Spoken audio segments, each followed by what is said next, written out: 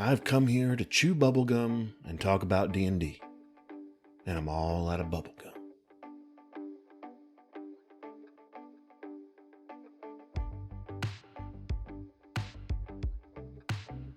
Welcome to Geek Philosophy, where we love geeky wisdom. If you're new to the channel, my name is Brian, and we release new videos weekly, so please consider subscribing and turning on the notifications so you don't miss out on any of the content.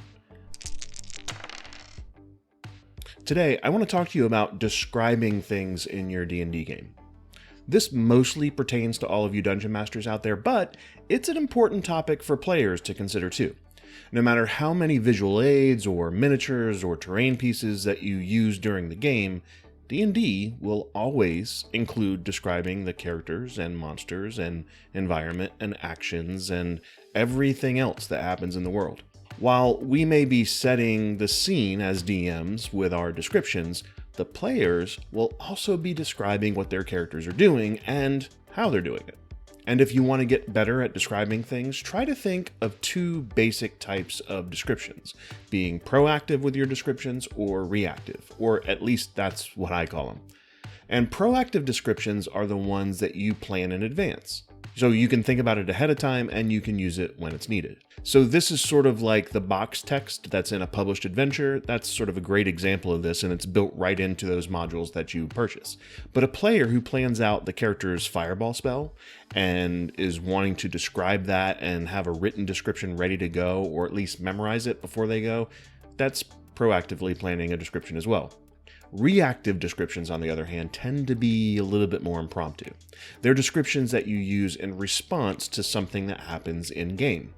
So if that player casts the fireball spell and describes what it looks like, just like they've thought about for however long they've been thinking about it, the description of the DM is that reactive description on what happens to the enemies, what happens to the environments.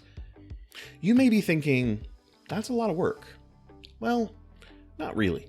For me, it's actually half the fun of playing the game is describing all that stuff. But having said that, I'm going to show you how I use dScryb to make things a lot easier on yourself, especially if it doesn't really come naturally to you yet.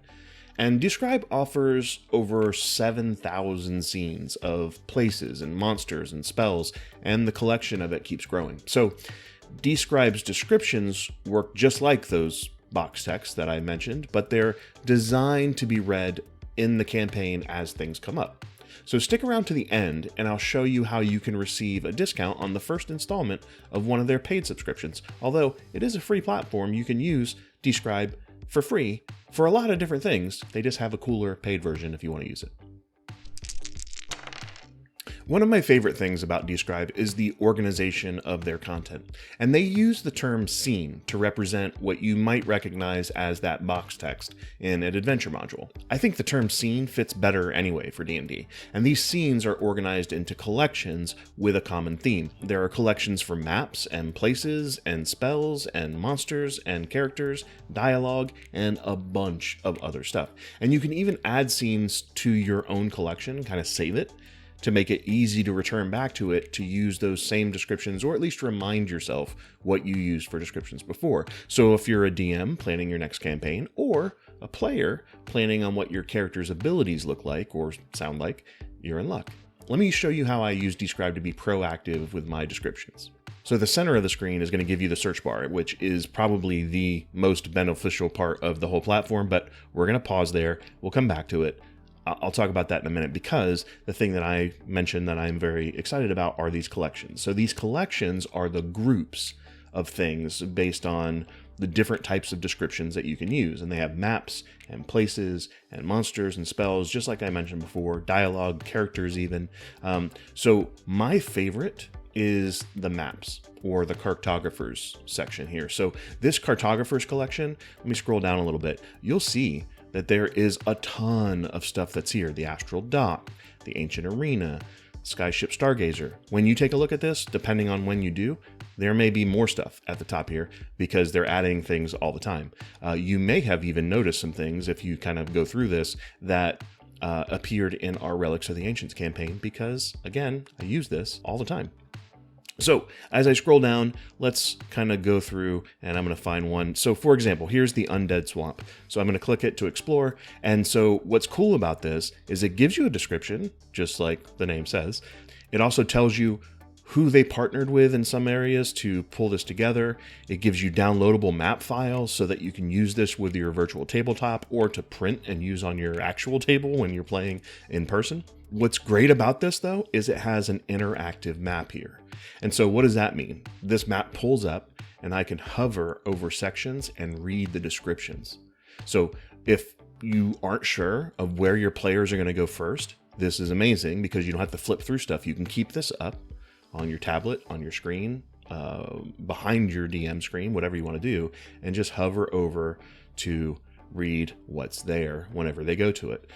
In some cases, you can click and it'll zoom in depending on what's going on with that area. So it's really kind of cool. I also like that on the right here is sort of a list of all of the things that are kind of pre-written as descriptions. So I can tell that there's a description for this half-sunk boat and swamp, and it's right here. Now, having said that, there's nothing saying that you couldn't use this half-sunk boat and swamp in some other map that you're coming up with. So in addition to being part of this collection, this map collection, it's something that's searchable individually. If you just happen to be searching for swamp boats, right, this will likely show up. So we talked about using the map function or the cartographer's function for DMs. What if I'm that player that wants to know, what does my fireball spell look like? What are the effects kind of feel like in game?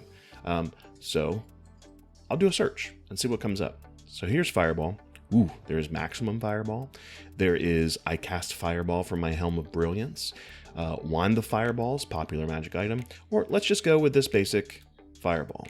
So I click it and it gives me the box text, right? The red seed of light zips through the air faster than you can blink. You see its trace against your eyelids as you shut them against the fiery blast that roars as a result. Opening your eyes, you still see the traces of the crimson bead's path toward its deadly end. So, nice, right? So this could be how you describe, or a description that you could use for your own spell if you're a player, but it could also be what a DM uses to describe, you know, a new player that's just saying, I cast fireball. This is great. Also, because of the multitude of options here, you can say, I cast Delayed Blast Fireball, another popular spell. And then this is, again, saying it from the player's perspective. I cast Delayed Blast Fireball. I feel the fury of the inferno building within me as I intone the words of the spell. I mean, just that first line, really nice, right? So yeah, great way of pulling some things together and doing it ahead of time to be ready for your next adventure. So as a DM, you will inevitably need to describe things that you had no clue were going to show up in your game. Need to describe a mountain landscape? No problem. How about describing that shopkeeper at the store you didn't plan them to enter in when they went into the town? Got it covered. Are you a player and you're adapting on the fly too? Maybe your character is trying to do something pretty great and you don't want the description to fall flat. No worries. I always have dScryb up on either my iPad, my phone, or my computer, depending on however I'm running the game, and a quick search provides me with the descriptions that I need. Let's search for a couple things to see what we can find when we need to be reactive. Okay, DMs, let's search for that mountain pass. I'll do a quick search here in the box. And boom, mountain pass, distant mountain waterfall, nearby mountain waterfall, mountain pass just by itself. Let's click that one because it's exactly what we searched for. The sharp peak looms high around you, but your path takes you toward a valley, an enormous saddle that breaks the back of the mountains. The vale curves around and down away from you so that a stream running off the mountainside seems to have some difficulty deciding which direction to flow before ultimately rushing down your side of the pass. All right, so what about a player that wants to describe an attack that they're making? So let's check it out.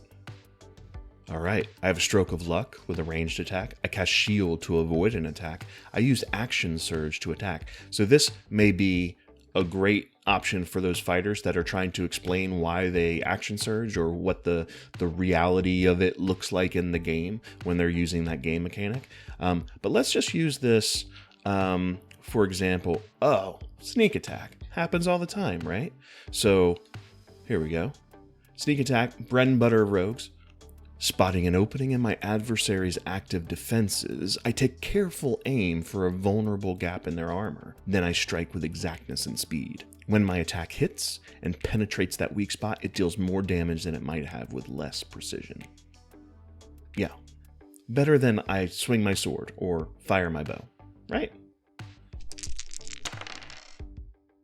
So if you're writing up descriptions ahead of time or you need a great description on the fly, dScryb is a great solution. In 2021, dScryb actually earned an Annie Award for Best Online Content, and that includes over 7,000 scenes, like I mentioned. That's players, monsters, maps, all that stuff that I showed you. And by the way, I've become better because of the scene descriptions in dScryb. Because it's given me an example that I can use for how to structure my descriptions. Think about it. The scenes are written by a team of professional writers with decades of experience, so their descriptions are great examples on how you can write your own. So if you're interested, head over to dscryb.com and use the code GeekPhilosophy at checkout to get 10% off your first subscription payment if you choose a subscription plan. But again, it's free to use. It just gives you more stuff if you do the subscription.